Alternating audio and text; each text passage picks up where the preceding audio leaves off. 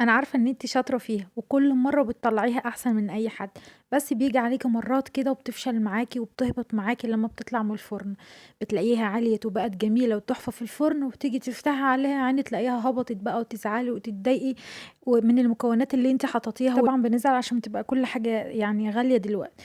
النهارده بقى هاقول لِك على كل أسرار نجاح الكيك، وإزاي تطلع معاكِ الخرطة ما شاء الله عالية ومنفوخة زي ما أنتم شايفين كده والكيكة عالية وتحفة وهشة وبسم الله ما شاء الله كده، فاتحة لونها مش غامق نافخة معايا في الفرن وتحفة، هشة، يعني هاقول لِك على كل أسباب هبوط الكيك بتاعِك علشان تتجنبيها وتطلع معاكِ كيكة برتقان تحفة، أحلى حاجة بقى في الشتا تعملي كيكة البرتقان دي وتدعي لي عليها. لو أنتِ شايفة إن قناتي تستاهل وبتستفادي منها يا ريت ما تنسيش تحطي لي لايك وتشتركي في القناة وتفعلي زر الجرس.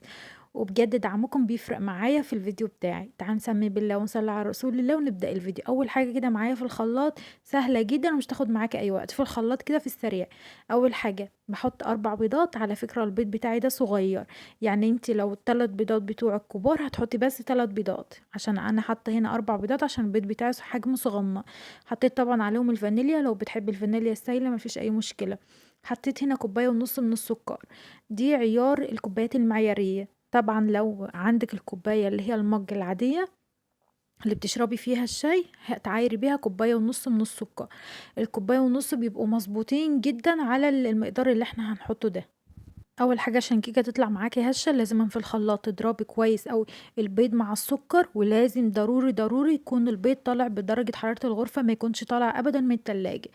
تمام كده، نضربهم كويس أوي لغاية لونهم ما يفتح، هانزل عليهم بنُص كوباية من الزيت وشايلة منها معلقة كبيرة من معالق الشاي، نُص كوباية إلا معلقة، هاحط عليهم معلقة صغيرة من الخل، والمخلل بيدّي هنا معايا محسِّن طبيعي للكيك بتاعِك. هابتدي بقى إن أنا أحط عصير البرتقان، وده كنت عاصراه قبل كده قبل ما أشتغل في الكيك خالص.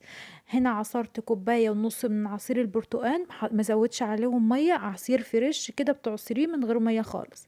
بابتدي هنا إن أنا أحطه، ده بيعزّز أوي طعم ولون الكيكة بتاعتِك بتاعة البرتقان. باحط هنا معلقة صغيرة من تانك البرتقان أو الفروتيه، بتجيبيه كده وتحطي منه معلقة، ما تزوديش عن كده عشان بيمرّر معاكِ، وتبتدي بقى إن أنتِ تخلطيهم كويس جدًا في الخلاط لغاية أمّا كل حاجة تدخل في بعضها كده وتدوب كويس جدًا.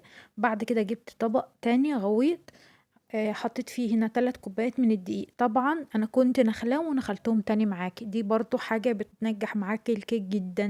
حطيت عليهم كيس من كيك الشيف، كيك شيف ده بجد تحفة في أي كيكة أنتِ بتعمليها، لون الكيكة بيطلع معاكِ فاتح، الكيكة بتنجح معاكِ من أول مرّة، بصراحة باحب أستخدمه في الكيكات بتاعتي عشان بيطلّع معايا الكيك ناجح وتحفة مش زي أي بودر تاني.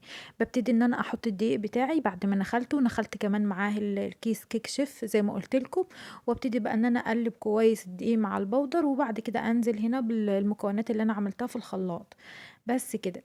بُصّوا، عايزة أقول لكم المقدار مضبوط، مضبوط يعني مش هتضيفي حاجة تانية خالص، خدوا المقدار ده وعلى ضمانتي إن هي تطلع معاكِ تحفة.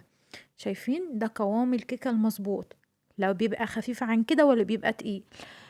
شايفين ما شاء الله بيبقى مضبوط كده. هتبتدي بقى إن أنتِ تكوني مشغّلة الفرن بتاعِك، بُصّي وأنتِ بتقلّبي في العجينة كده تبتدي إن أنتِ تشغّلي الفرن، ما تشغّليهوش من قبلها أوي عشان ما يسخنش جامد معاكِ، وبعد كده الكيكة تاخد معاكِ لون في الأول وتبتدي بقى إن هي إيه، ما تكونش استوت كويس من جوّه، يعني أنتِ شغّليه كده وأنتِ بتقلّبي في العجينة، تمام كده.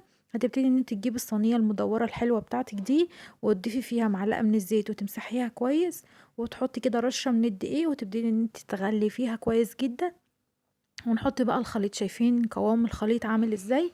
ما يبقاش يا بنات لا هو خفيف ولا هو تقيل عن كده، عشان الكيكة ما تطلعش معاكِ. ده بقى اللي بيخلّي الكيكة تلاقيها عِلَت كده في الفرن، وبعد كده تهبط معاكِ لمّا تيجي تطلّعيها. تمام كده، ولا كمان القوام بتاعه يبقى تقيل، عشان لو بقى تقيل هتبقى مكتومة أوي معاكِ، ومش هتبقى هشة معاكِ خالص في الفرن، بعد قصدي ما تطلّعيها. بس كده، زي ما قُلت لِك هتكوني مشغّلة الفرن، وأنتِ شغّالة كده قبلها بس يعني ب3، 4 دقايق، وتبتدي بقى إن أنتِ تدخّليها على الرف الوسطاني، وتسيبيها بقى تعيش حياتها، يعني ما تفتحيش عليها كل شوية لأ، اوعي تفتحي عليها كل شوية.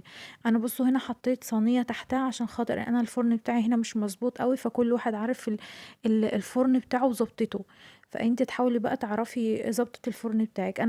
طبعًا أنتِ هتحطيها على الرف الوسطاني وتشغّلي من تحت، لو حسيتِ كده إن هي لسه عايزة شوية كده تتحمّر من فوق، شغّلي عليها الشواية. اوعي بقى كل شوية تفتحي الفرن، أنا عارفاكِ بتحبي كده عندِك يعني تحبي كده تعرفي إن هي نفخت والّا لأ، بس اوعي تفتحي الفرن كل شوية عشان ده غلط. يعني بُصّي بعد تِلت ساعة كده افتحي الفرن حاجة بسيطة خالص، عشان ما تطلّعيش السخونة اللي بتبقى في الفرن بتاعِك والكيكة تهبط معاكِ.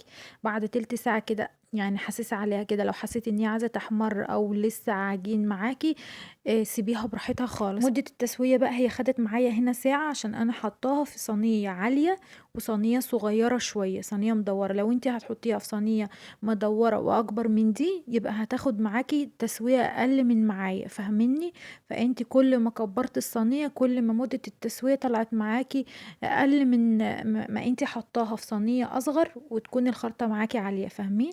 فأنتِ بقى سيبيها تاخد معاكِ كده، لو عملتِ بالصينية زي اللي أنا عاملة بيها دي، هتطلع معاكِ بعدها بساعة خلاص تبقى استوت وتمام كده.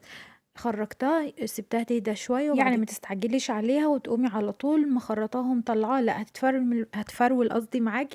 أنا هنا كنت عاملاها وهي سخنة عشان خاطر كنت عايزة أخلّص الفيديو والحق إن أنا أنزّله لكم. فأنتِ سيبيها تبرد معاكِ تمامًا عشان تعرفي تطلّعي منها الخرطة تكون حلوة كده. شايفين أصلًا لون الكيكة عاملة إزاي؟ لونها بجد تحفة. ده من التانك اللي إحنا حطيناه، تانك البرتقان معطي يعني لون حلو أوي للكيكة بتاعتِك. وطبعًا كل اللي إحنا قُلنا عليه مخلّي الكيكة معايا هشة ومرتفعة وبجد تحفة. لو عايزاها زي ما قُلت لِك إن هي تطلع معاكِ الخرطة كبيرة كده وعالية، حطيها في صينية أقل.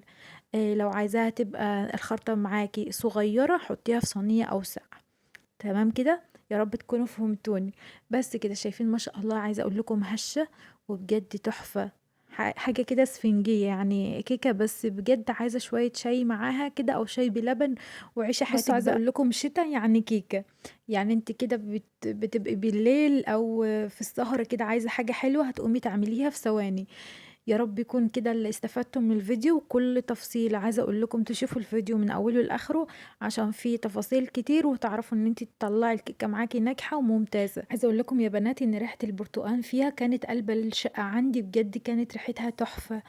جربوها إن شاء الله وهتعجبكم المقادير دي وهتعتمديها في كل مرة. يا رب يا بنات يكون عجبكم الفيديو. باتمنى تدعموني بلايك وشير مع أصحابكم واشتركوا في القناة عشان انتوا بتشوفوا الفيديو يعني بتنسوا ان انتوا تشتركوا في القناة وبتتابعوني وبرضه مش مشتركين في القناة. يا ريت تشتركوا بقى عشان ايه كل ما انزل وصفة ان شاء الله يوصل لكم اشعار بيها. واضغطوا على زر الجرس عشان ده اللي هيوصل لك الاشعار اللي انا الفيديو اللي بنزله كل مرة هيوصل لك اشعار مني. باتمنى يا بنات تكونوا حطيتوا له لايك ودعمتوا القناة عشان بجد توصل لناس تانية تشوفها. واشوفكم تاني على خير في فيديو تاني جديد، اقول لكم السلام عليكم ورحمة الله وبركاته.